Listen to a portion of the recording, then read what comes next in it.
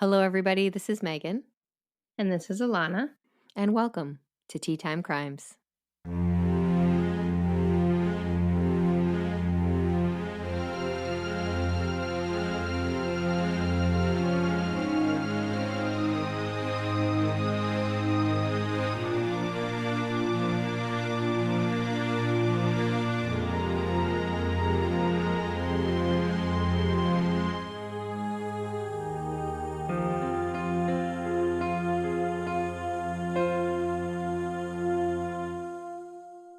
Hello. We are back. Hola, ¿cómo estás? Very good. Alana is on very little sleep. Yes.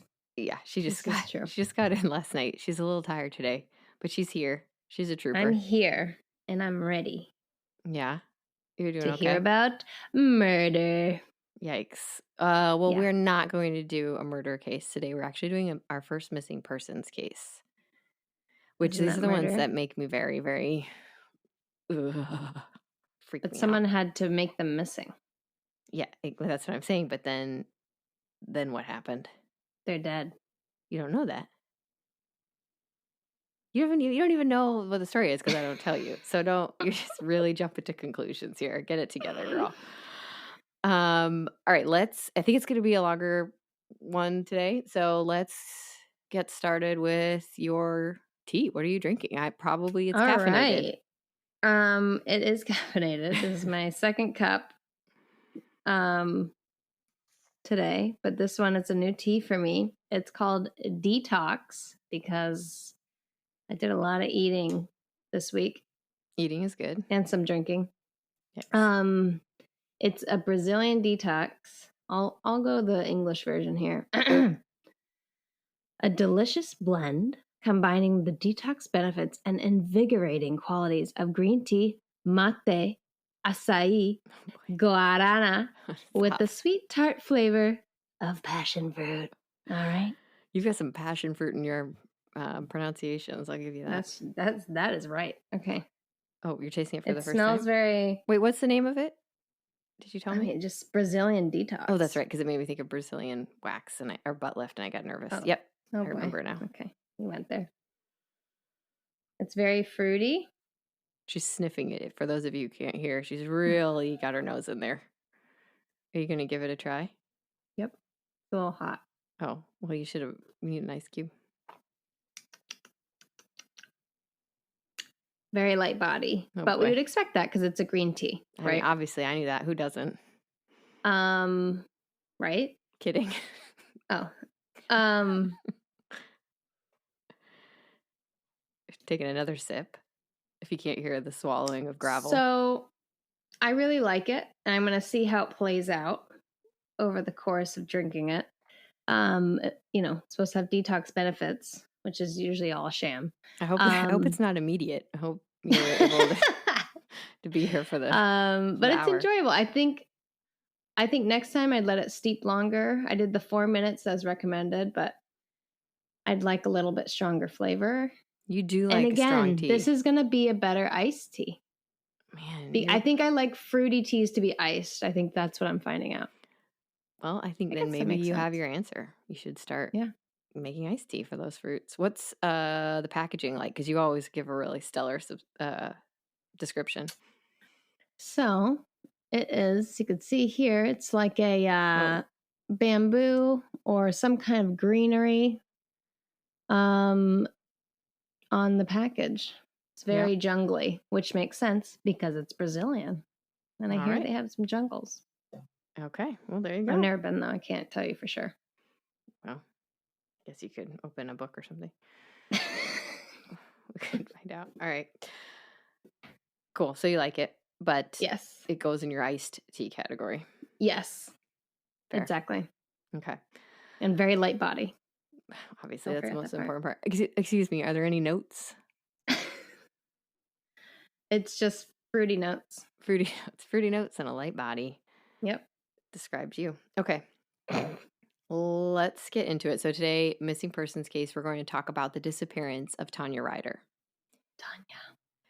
So Tanya Rider disappeared in September of 2007 from Bellevue, Washington at the age of 33. We're alive. Yeah, I know it's a usually we do cases from a long time ago. This one's we're in the 2000s. Oh boy. Yeah.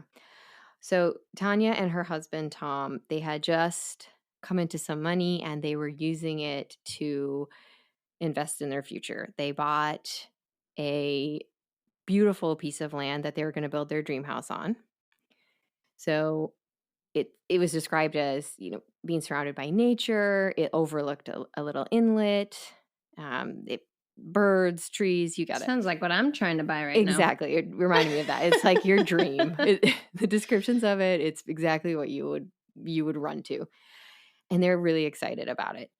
They also bought a small home in Maple Valley, Washington, that they were just going to live in while their dream home, they're working out the logistics of actually building the dream house. And they were planning on living in the house in Maple Valley. And then eventually it'd be an investment and they'd sell it and they'd use that profit, right, to finish building their dream house. So they had these long-term goals. They were super excited about it. This was where their life was at the time of her disappearance. Okay. So Tanya and Tom both, this was a huge step for them because they had both come from a really challenging past. So Tanya was born to really young parents. And according to sources, she had a really challenging childhood. Both her and Tom had childhoods that dealt with domestic violence, drug addiction, alcoholism. That's rough. Yeah, they both came from really similar backgrounds. So Tanya, it was said that Tanya remembered, being hungry, living off Pop-Tarts and rice, being left alone a lot when she was really young. Yeah. Witnessing things that she shouldn't have had to witness, and being the subject of things that you shouldn't have to be involved in at that young of an age. And because of that, her personality kind of developed, maybe not because of it, right? There's that nature nurture, but she took it in and developed into this really reserved, quiet, thoughtful, like really intentional person. And she spent a lot of her childhood with the feeling unseen and unheard, probably to protect herself, right? You don't want to make a lot of noise because you're trying to stay out of the way so you don't get in trouble, right? And she's going back and forth between different family members trying to find some stability. And she's super smart. She's a straight A student and into drama, and even played a musical instrument. But when she got into her later years of high school, she really started to struggle because she was diagnosed with depression. And her depression manifested as physical symptoms. So she missed a ton of school. And that was what put her at risk for not graduating, because she'd missed so many days. But she persevered. She was able to do it with the help of a teacher, and she graduated. Now, from there, she seems like she was always somebody who had goals. So from there, she wanted to do something different. She wanted to get into psychology. She wanted to learn about her past, how to help others. Yeah. So get it, Tanya. Yeah. So she enrolled in community college, and her dream was to start a community college and then eventually work her way up to the University of Washington. Cool. So she was taking classes at community college, and when she was 18, in February of 1993, that's where she met Tom. I don't know that they met at college, but that was where Tanya was at. And they hit it off right away. So Tanya had been very cautious. Like, she hadn't had much of a dating life because her reaction to everything she'd seen growing up was to just avoid anything like that. Yeah. Doesn't want to get involved. So she'd been really, really cautious and hadn't really had much of a dating life. I mean, she's also only 18, so there's that. But anyway, her and Tom hit it off right away. And Tom was like head over heels. He's like, let's get married. Let's do this. He's ready to rock. And she's like, pump the brakes. They're very different personalities. So Tom, as I said, also domestic violence, alcoholism through his childhood that he witnessed, but his personality blossomed in the total opposite of Tanya's. So he was very loud, boisterous, life of the party kind of guy. Right. And that was actually, they kind of broke up on and off a little bit. I mean, as you do when you're 18, and Tom was a little older, in your early 20s. And Tanya eventually said, like, I just don't want any of that in my life. That being drugs, alcohol, partying. Like, she just couldn't have it. It wasn't good for her mental health. So she basically just told Tom that, and Tom said, well, fine, I choose you. Aww. He, in his words, he said he wanted to say goodbye to bad Tom, air quotes, and he just Tanya made him strive to be a better person, and he was all about her. That's what he wanted to do with his life, was build a life with her. Who cares about the other stuff? So the two of them agreed to get a small apartment and move in with each other. Now, Tanya's family didn't approve of Tom. Oh, why not? Because of his past, I suppose.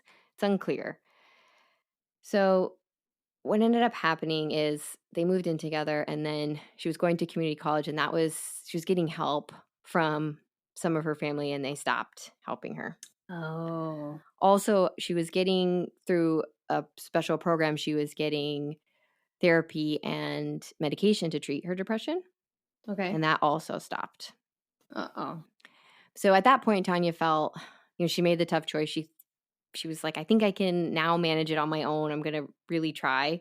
And this is like a turning point for where she became incredibly health conscious. Mm-hmm. She started eating the best food, really healthy food, organic as much as she could. She worked out all the time. It was said that I read a report that she ran 6 miles a day. She was committed to living a really, really healthy lifestyle to help manage her symptoms.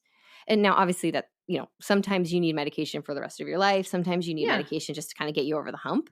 So I think Tanya felt at that time, I can do this. I've gotten over the hump and I can manage it. So her and Tom are committed to kind of starting their life together, just the two of them. And they even adopt a dog named Lady. Aww.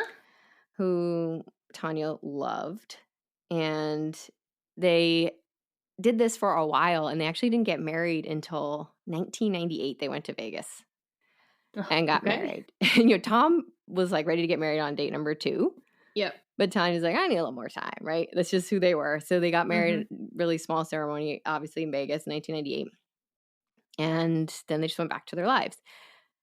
So Tanya describes her late 20s into her early 30s as just a real period of sadness and loss. They had a lot of things happen back to back. They opened a business that the two of them ran together, and they tried their best for several years, but they just weren't able to keep it up. And they had to close the business, which is always heartbreaking and tough. And there's a lot of logistics to figure out. And then on top of that, during that time period as well, Tanya kind of confronted a lot of her relationships from her childhood. Oh, man, that's gotta be tough. When you're a kid living in a situation that's not ideal, you have dreams about the perfect kind of family, right? And she had to face that. And, she made the choice for her own mental health to limit or cut off contact with family members. Okay. And even though it was her choice, there's always so much grief, I imagine, associated with that, because so much sadness. Like, you wanted it to be different. Yeah, of course. It's your family. Yeah, you want it. You're grieving like what could have been, what you hoped had happened, and it just wasn't healthy for her. So she had to make that choice. And then also during that time period, Lady passed away. No. I know. And Tanya was devastated. Ugh. So, it was just a real stretch where Tom and Tanya were struggling. And then they kind of came into this money, and they were like, all right, we're going to use this wisely. We're going to make moves. And that's where they brought the dream property. They've got the house in Maple Valley that they're it's going to be their investment home that they're going to help use to get them to that. And they also bought Tanya a brand new car. She'd never had a brand new car. So it was a blue Honda Element, and she named it Skywalker. and I didn't mention this before, but they were also ridiculously hardworking. So let me tell you their schedule. Just from sounding like Tanya worked 2 jobs. She worked the night shift at a supermarket, and then she worked a day shift at a retail store. Tom worked the day shift at some sort of development, depending on the source you read. Some people say he would clear the land for a development to be built, and others said he supervised the development. So maybe he did a little bit of both or one or the other. depending where you read, but he's working for that development company. And then he would deliver pizzas at night. So they're working Jeez. around the clock.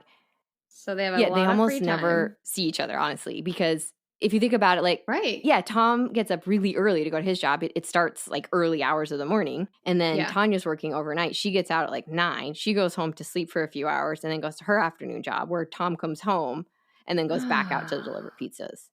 So they almost never see each other. They have to like purposefully pick a morning or an afternoon or a day where they can see each other. But they're committed. Like, they have a dream and they have a goal and they're going to get it. Oh, I love that. So on September, right? We're in September 2007. So on September 22nd, Tom gets a phone call from Tanya's boss at the supermarket. And I'm paraphrasing all of these conversations, but the boss says, "Hey, Tanya hasn't shown up for her last 2 shifts. Is she okay?" And Tom's like, "What?" Because that is not Tanya. He's like, "What do you mean she hasn't shown up?" Yeah, well, we haven't seen her since Thursday morning when she left her overnight shift. And at that point, Tom realizes that he hasn't actually talked to Tanya since Wednesday night. On the 19th, again, sources vary. Some say they saw each other on the 19th, but I think what happened is Tanya called Tom. Tom was sleeping, and she said, "Oh, sorry," because, they barely get to sleep. "Sorry, I just wanted to hear your voice," and they had a quick phone call. So that's the last time that Tom has talked to Tanya. So that's Wednesday. Then she was seen on the 20th at work. She left work on Thursday. Now it's the 22nd, and her boss is like, "Hey, she hasn't shown up." So Tom is like, "Okay, this is odd." So he immediately hangs up and calls Tanya, right? Yeah. She doesn't answer. It rings and it goes to that voicemail message. "The person you are trying to reach has not set up their voicemail." That one. Oh. And he's like, "Okay, well, weird." So he immediately leaves work. He runs, or, well, he doesn't run. He drives. He drives home, right? He's trying to keep it at bay. Maybe something must have happened, right? What? Maybe she's sick and they didn't call in and they didn't get the message. Maybe she overslept. There has to be a reasonable explanation. Because Tanya's just not like that. Right. She's not going to go missing. So he runs home to their Maple Valley home. Her car's not in the driveway, which he was hoping it would be. But he runs in anyway, and he's screaming her name. She's not there. So he calls 911 and asks if, "Hey, have any accidents happened?" "Nope, no accidents have been reported." He's like, "Oh, okay." So he calls her second job. "Hey, has Tanya showed up?" And they say, "Well, Tanya hasn't been on the schedule for the last couple of days, but she's supposed to come in today at 1:00. Okay. And so Tom's like, "Okay, I'm on my way. I'm like, if she doesn't show up for this 1:00 shift, then we're in big trouble." You have to file a missing persons report. Well, on the way to the job, he calls 911 again. "Hey, my wife's missing." Okay. And they say, "Okay, we'll meet you at her second job." So the officer meets him there and starts asking the normal questions. What does she look like? What was she wearing? When's the last time you talked to her? Did you guys get in a fight? Has she done this before? Running through them. Mm-hmm. Tom answers everything, and 1:00 comes and goes. No Tanya. So the officer goes to her overnight job and actually gets a surveillance video. Okay. And they see Tanya leaving the store around 9:00 in the morning. Yeah. She walks to her car, gets in, drives away. Nobody's following her. Nobody attacks her. She doesn't appear nervous. It just is a, very normal video of a woman pulling out of a parking lot. So the officer says, "All right, well, obviously nothing happened to her here. Right. But you need to file a report with the station where you live. So just drive home, and then when you get close enough to home, call 911 and it'll route you to the right place." Okay. So Tom's like, "Okay, fine, whatever." Gets in the car. The second he crosses the line, right, he calls. Like, "My wife is missing. I need to file a report." And that dispatcher says, "Oh, I think goes through the same kind of like, 'Well, when have you seen her?' Those same questions. 'All right, well, you need to check the hospitals and the jails.'" He's like, "I've already called you guys. There have been no accidents, and my wife wouldn't be in jail." "Well, you need to check." And Tom said, "I promise you, if my wife was in jail, she'd call me. Right. But she wouldn't be in jail." And they're like, "Well, you still need to call before we can file it." Oh my God. Right? He hangs up the phone. He finds out he can do like a prison record search online. She's not there. Something they should do. Guys are kind of connected to the jail system. Maybe ring a ding. Well, get in touch with that anger because it's about to carry you through this next bit. So In the he mouth. calls all the hospitals again. And I believe at this time he even calls the morgues, which can you imagine making that call? No. That's the one call where you don't want to find her. Like, please don't be there, right? God, So he makes all these terrible calls. He calls back, right? He calls back, gets a different person, tells them the story. I did everything you guys asked. Let's get this going. Yeah. And that person, well, have you talked to her family and friends? And Tom's like, we don't have friends. We're too busy for that. Her coworkers don't know where she is. And again, I'm paraphrasing. Her coworkers don't know where she is. She doesn't really talk to her family. I'm her family. She's missing. I say, well, we can't file a report till you've contacted everybody. That's BS. So Tom hangs up. He calls everybody he knows, even people that he knows Tanya hasn't spoken to in years. Nobody's heard from her. He calls back. I've done this, right? I've called the hospitals. I've called the jails. I've called the morgues. I've called every person we've ever spoken to. Nobody knows where she is. And that person says, well, how is her mental health? And Tom said, well, she suffered from depression, but she managed it on her own. They say, well, because she's not on medication and she wasn't suicidal, she doesn't really fit the criteria. Of a missing persons, you should be able to just report that and go looking. Well, Tom felt the same way, and Tom was like, I'm telling you, something happened. And they say, well, she's not a child, she's not elderly, she's not a danger to herself, and there's no evidence of foul play. So there's nothing we can do. I thought after 48 hours, it was okay. The police are in on it. Well, that we're getting ahead of ourselves here.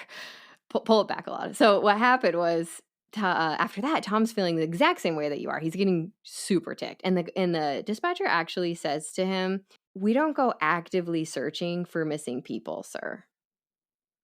Since when? Which is exactly what you do. That's your job, bro. Yeah. And Tom's like, I'm telling you, something happened to my wife. And I'm done. They just won't help him. So then Tom's like, all right, now I'm going to go take it to the news stations. Yeah. So he contacts the news stations, and the news stations say, hey, we're really sorry, but we can't actually run a missing person story unless we have a case number from a police report. So Tom is just defeated. And throughout all this too, Tom's not just like sitting at home doing this. He's driving every possible place that he could think of that Tanya might be. He's going from their house, driving the route back and forth from their house to her jobs just to see if he can see anything. Maybe he'll notice her jacket or her purse, see something. Maybe he'll find something that will help get this going, like kickstart this. Nothing.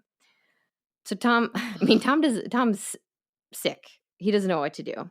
Yeah. So the next day, he calls 911, and he gets a different person.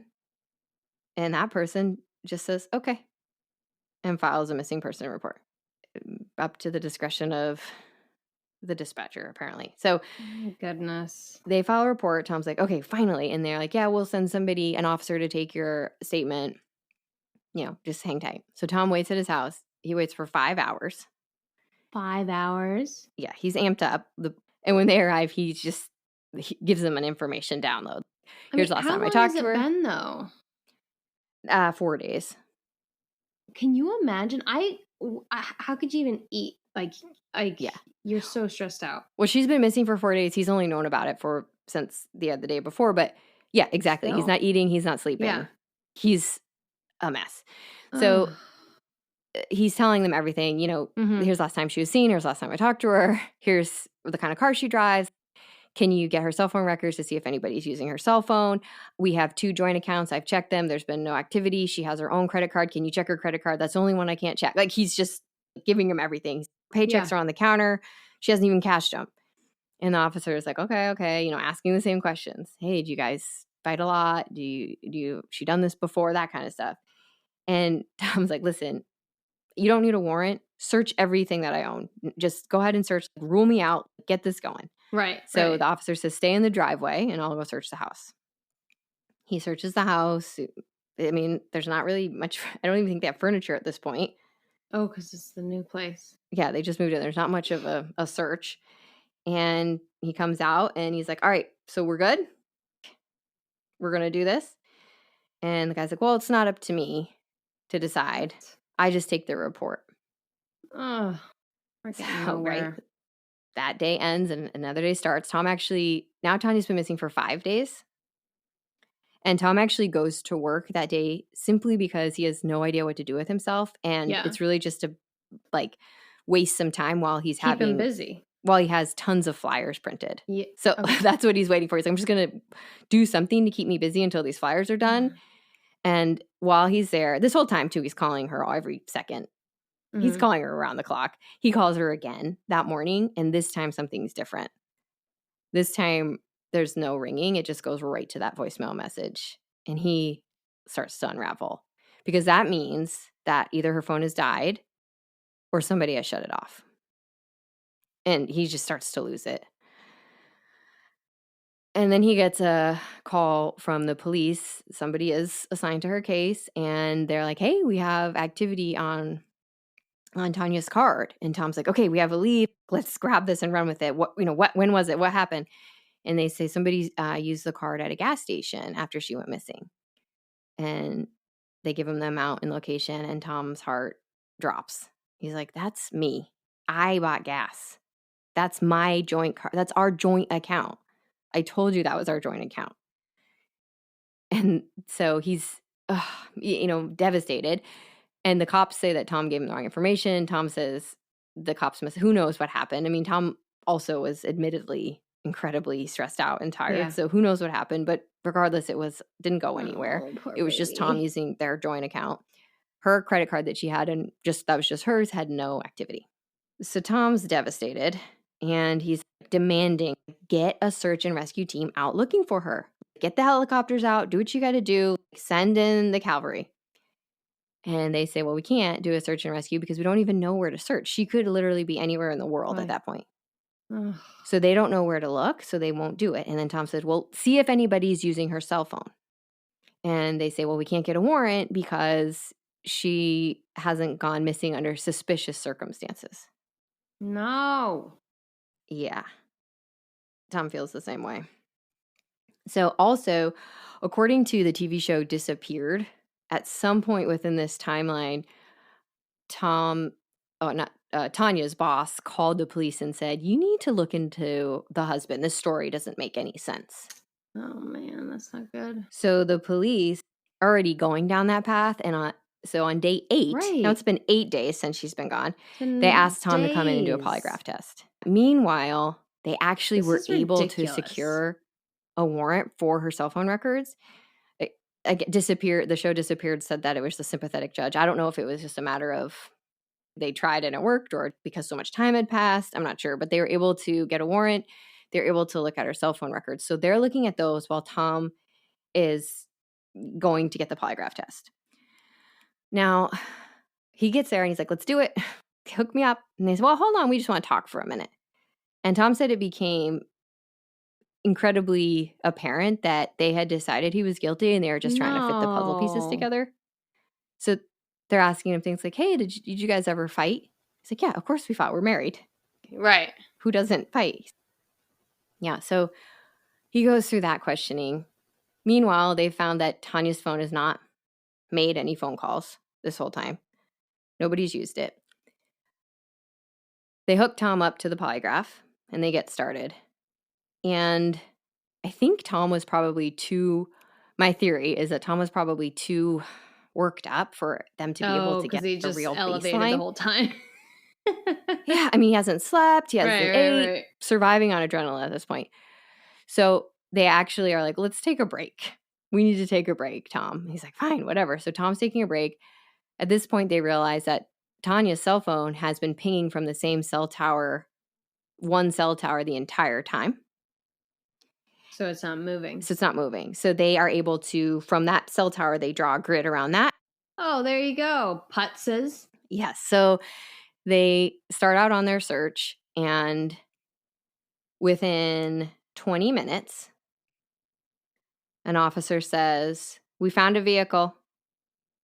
And they identify it as a blue Honda Element. Skywalker. It's 10 to 20 feet down in a ravine off the main road. it was not visible no. from the road unless you were looking over the guardrail. Okay, got The it. officer goes down to the car because they don't know what they're going to find, right?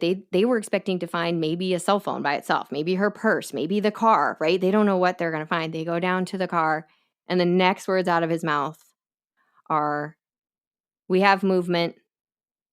And then the second officer says, "Oh my God, this was a car accident." Tanya is alive and still in the vehicle after 8 days. What? Yeah. Wait. What? So Tanya left work. She was driving home. She was 6 miles from her home in Maple Valley, and she went off the road. Tom had driven that road several times, back and forth, looking for her, just in case. And she was not visible. She was off into a ravine and then covered in bushes. So there was an accident. Yes. They could have done this the whole time. The cell phone would have been just in there the whole time. Yes. So they tell Tom. They don't, obviously, polygraph is done, right? They tell Tom. Did they grab her? Yeah, they have to get the jaws of life to get her out because they can't even free her from the vehicle. They airlift her to the hospital. Tom, she should be dead. They say if it had been a couple more hours, she would have been dead in the car. Died of thirst. Tom rushes to the hospital, but she's going right to triage. There's no reunion, right? She needs fluids. She needs help fast. Eventually, the doctor comes out and he says, "Listen, we have a decision to make. Tanya's worst injury," and I'll go over all her injuries in a minute, but Tanya's worst injury is to her left leg. She has something called compartment syndrome, which is a condition where the pressure builds up, most likely from internal bleeding or swelling. And the surgeon says, we have 2 choices. We can amputate the leg, or we can try something called a fasciotomy, which is successful about 20% of the time. He said, but we need to decide now. And Tom's freaking out. She's in bad shape. What surgery is going to be the best to save her life? What would Tanya want him to do? It's loud in the hospital. Like, he hasn't slept. He doesn't know what's going on. And he says he just quieted his mind and he said, what would Tanya tell me to do? And he said he knew how important movement was to managing her depression. Oh, and so he said, I think she'd want you to try. What is it? The fasciotomy. The fasciotomy, I assume they make an incision and do surgery to relieve the pressure and hope that the leg I've will heard heal. of that. So the guy's like, all right, we got to prep her for emergency surgery now. Let's go. And they take her, he goes back. She's already in the triage. So Tom's waiting. When she finally comes out, she's in a medically induced coma. So Tom still can't talk to her. She's on a respirator. Yeah, you have a question? Was she conscious when they got her, or was she comatose? She was conscious when they found her. And I believe that she pretty quickly became unconscious. She was just holding on as long as she could. Like, I think about that. Think about just being stuck in a car for 8 days. I'll go over I can't. her account of it in a minute, and it is unbelievable. The grit you have to have to survive that. Her life prepared her for exactly what she says. Did she, eat her arm? It's awful. So drink your pee. She couldn't move. Oh, you're at all. So Jesus Christ. Tom's just sitting by her side in the hospital, holding her hand. She still has glass all in her hair. He's trying to gently pick it out, but she has extensive injuries. So I'll go through her injuries, right? When she came in, her body temperature had dropped to 87.6 degrees. Oh my God. She was obviously severely dehydrated, right? Yeah. I mean, I thought we could only survive 2 days without water. Maybe it's 4. No, it's 10. Yes. No, it's food. Keep going, her kidneys were failing. Yep. Her left shoulder was dislocated and the left collarbone was broken. Her lungs had leaked, so air pockets were in her abdominal cavity and her right armpit, which were incredibly painful. So because of the pressure of the crash, there's I a assume hole from either in her the lungs? impact trauma, collarbone? or maybe the constant pressure. She landed Jesus. on the driver's side, like sideways and upside down a little bit, so she was kind of like hanging. So the car is like The this? car's on the driver's side with more momentum. It wasn't on the roof, but it was like teetering towards the roof. Oh my God. She had fractured ribs, a head wound. She had pressure ulcers from the seatbelt. Yeah. She had deep patches of dead skin and dead muscles. And neither leg had a pulse when she arrived. And the left leg had the compartment syndrome. Because she's hanging. Mm-hmm. And also the circulation's being cut off from the seatbelt. Yeah. So when Tanya finally did... She couldn't unbuckle herself. Exactly. When she finally did wake up, what happened, right? Like she doesn't know what really happened. She doesn't know how long she's been gone. She just knows that she was missing and Thomas finally found her. Who's the jerk who crashed into her and left her like that? Yes, we have some theories. So Tanya, so actually a lot of where I got this information is from Tanya wrote a book, and it's called Missing Without a Trace, 8 Days of Horror by Tanya Rider, and she wrote it with Tracy Ertl, I think I'm pronouncing that right, who was a former 911 dispatcher, as well as a forensic psychiatrist, Dr. Carole Lieberman. Oh, cool. So through that, Tanya tried to recount any memories that she did have from that time, but it's all just flashes. She said she was unconscious for most of it, and she had really no sense of time. But I'm glad for that. Exactly. She says it's probably a blessing, but she does remember being kind of upside down, and she woke up and like her hair was all in her face. That initial, probably the first time she woke up after the impact, her hair was all in her face, and she was in so much pain, and she realized that her head was bleeding. And she was trying to make sense of like what was happening, where she was. And then she just remembers she would just wake up for little snippets, and every time like her body was deteriorating more and more. So first she gets really, really hungry. Yeah. And she's really, really thirsty. Right. Her lips start to crack and bleed. Yep. At one point it rained. So she was able to reach out and like wipe raindrops on her lips. Well, that's good. She couldn't move her left arm at all. But she could move her other arm. With her right arm, she tried thousands of times to undo her seatbelt. Yeah, I'm sure. But she couldn't do it. And then eventually that air pocket moved under her armpit and she couldn't move her right arm without excruciating pain. As her body started to break down, she started to vomit. Yeah. And she remembers snippets like being cold, hearing animals outside the car, which were scary. Oh my God, that would have been terrifying. She remembers the smell being terrible. Well, sure. Right? She remembers just like these little snippets of things. I don't want her to remember any of it though. And she started, at some point she started to hallucinate. She remembers, or she had a hallucination of calling 911 and they laughed at her, which it didn't happen. I mean, not far from the truth. Well, no calls were made, so that didn't actually happen. She remembers calling Tom, but that obviously didn't happen. And then she said what got her through it is she has a strong faith, and she would just, anytime she was conscious, she would just pray. Mm-hmm. And then she said she saw her dog Lady sitting next to her. She felt her near her. She saw her reflection in the window. And like when she would drift away, she would be on walks with Lady or she would be with Tom. I know. God. That kills me. Dogs are the best. I know. Like he totally came back ghost form. Like, I'm here. I got you. Just that makes me so sad. So once Tanya woke up, most of the time the story stops here, but I don't think that's fair to Tanya. Like her recovery was unbelievable. Brutal. So she had to learn everything. Her left side had a lot of nerve damage as well, so she really couldn't move her left side Okay.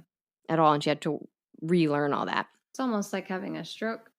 Yeah. So what happened is first she had to practice just sitting up. She couldn't sit up by herself. And Tom's boss was like, "Hey, you're on paid leave. Stay with Tanya Yeah, in the hospital," right? The boss is pretty solid. that's good. So I worry about their financial situation a little bit, especially hospital bills. Yeah.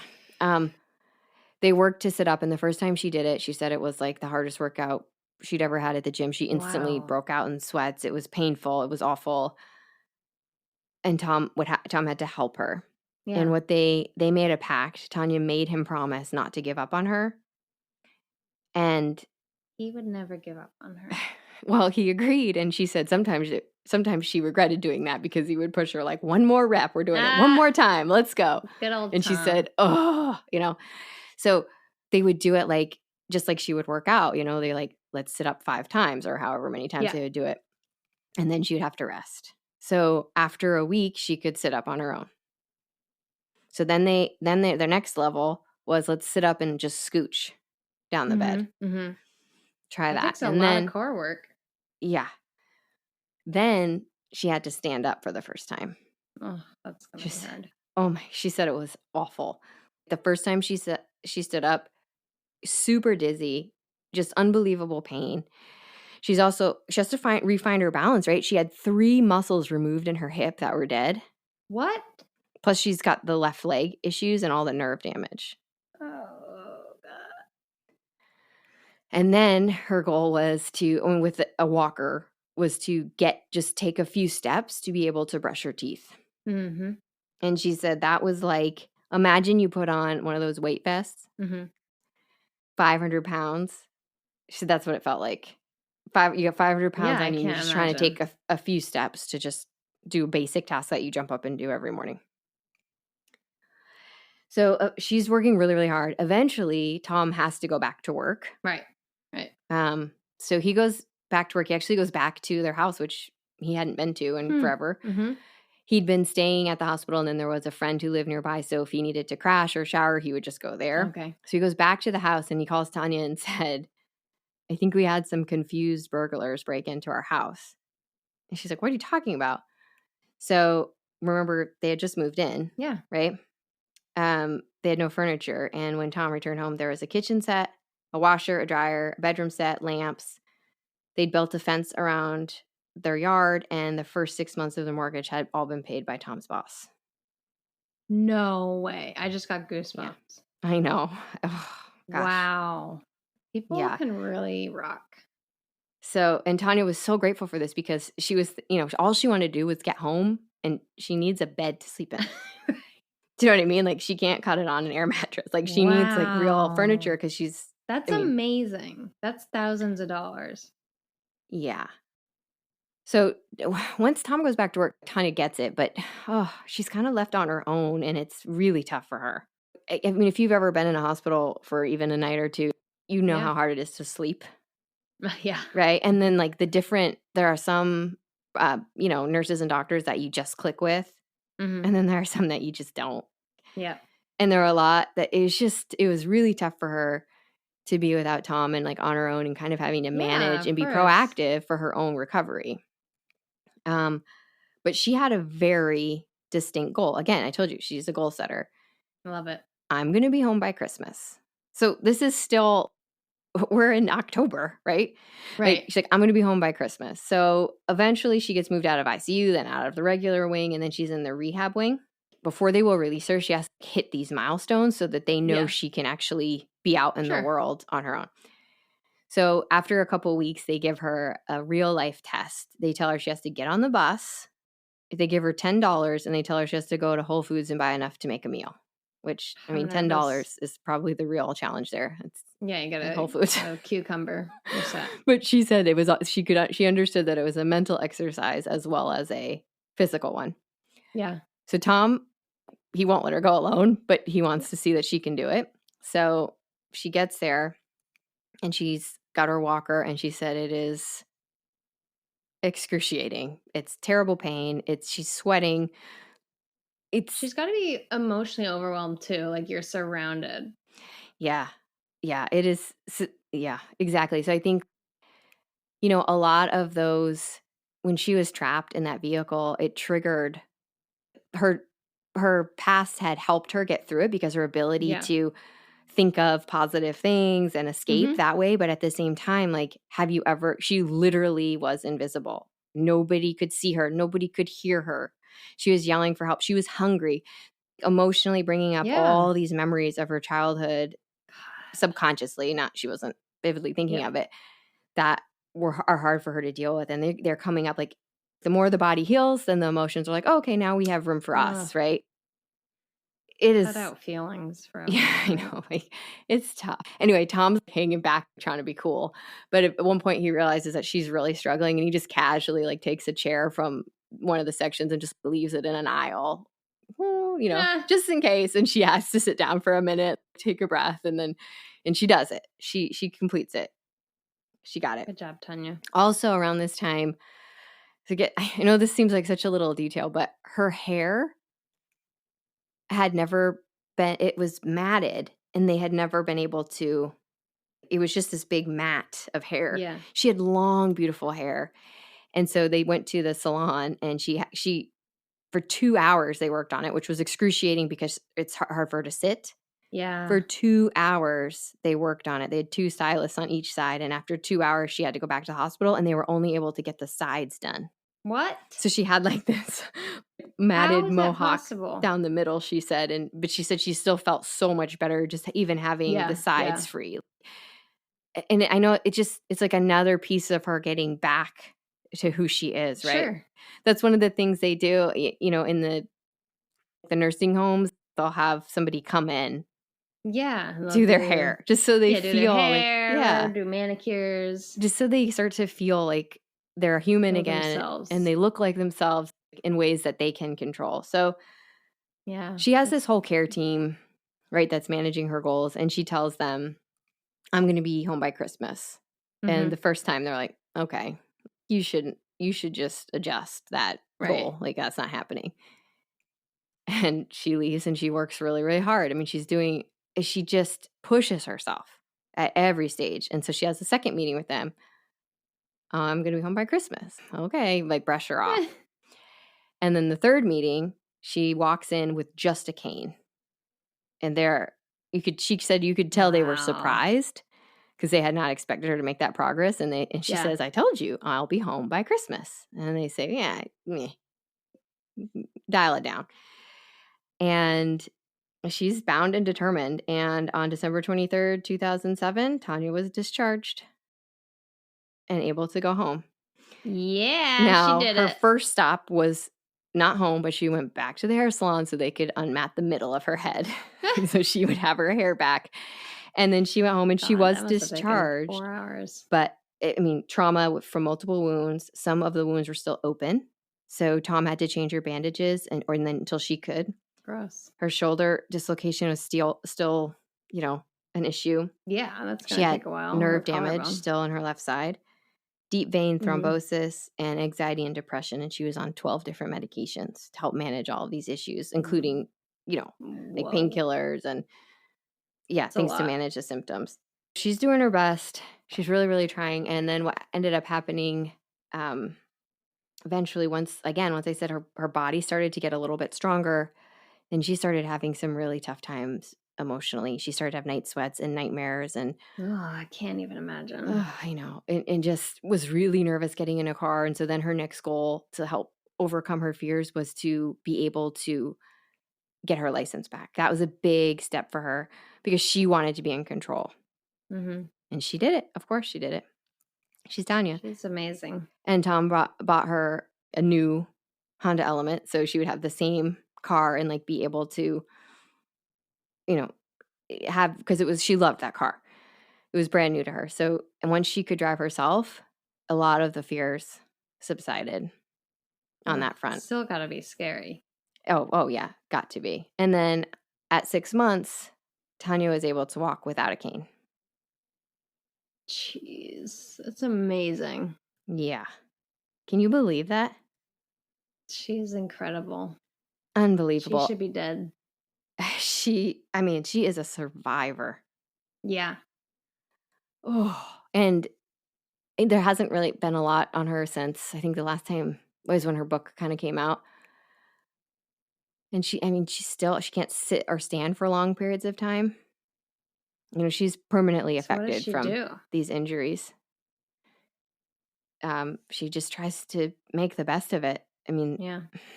you know, she's really tried to face her fears and like go towards them and just set goals That's very and move brave. through it and do what she can do. Yeah, that's got to be really, really traumatic. I mean, there's got to be just some PTSD that's going to stay there forever. Oh, yeah. And to this day, she has no memory of what happened. So the working theory is that she fell asleep at the wheel. But what's interesting is for her book, I told you she worked with a forensic psychiatrist. Yeah. And they did some work trying to recover some of those memories. Mm-hmm. And Tanya doesn't know why, but she saw a gray Jeep.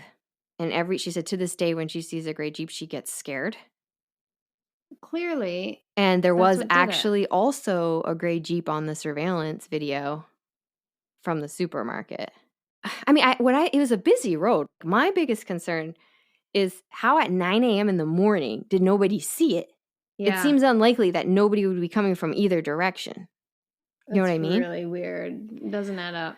I mean, it's possible that it was just a freak accident and that person took off, or it's possible that she did fall asleep.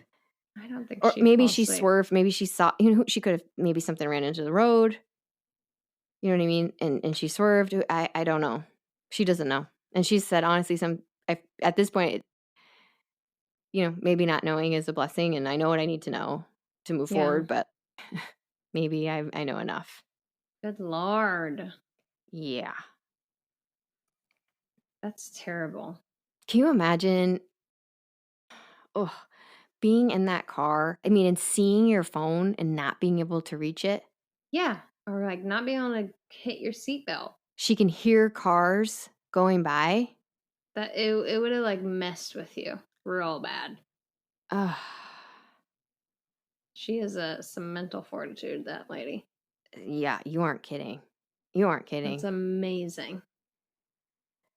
Yeah, and so the book, if you know, get her book, you support her, you know, it's in sections, so it starts like with Tom's version of events, because obviously like nobody, that's how it all unraveled, and then it starts with her.